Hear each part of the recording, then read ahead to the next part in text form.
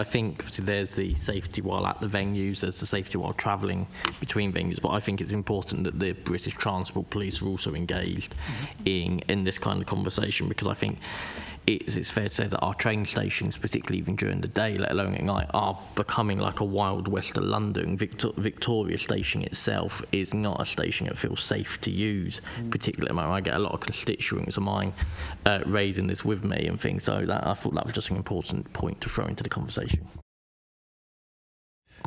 Just to clarify, I don't know if Jeremy Joseph came out and said GAY late, part of the reason why he was closing is because of the amount of abuse and attacks that were happening when people left, and it wasn't in his conscience, didn't feel it right to keep that venue because of it. So, that's an example of someone who's been quite open about the issues that are surrounding the LGBTQ plus community, but also really it's just a small sort of exposure to what goes on.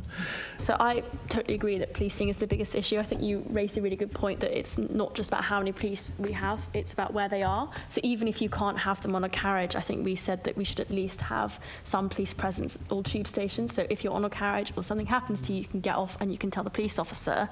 Sort of moving away from policing, I would quite like to see more support for even just community or volunteer initiatives that help keep people safe. So I remember we looked into Manchester as a really good case study. They have something called Village Angels, and they have volunteers that patrol, I think it's between 9 p.m. and 3 a.m, just so there's presence, there's friendly people there, but also that they can help people report to the police if there's any incidents.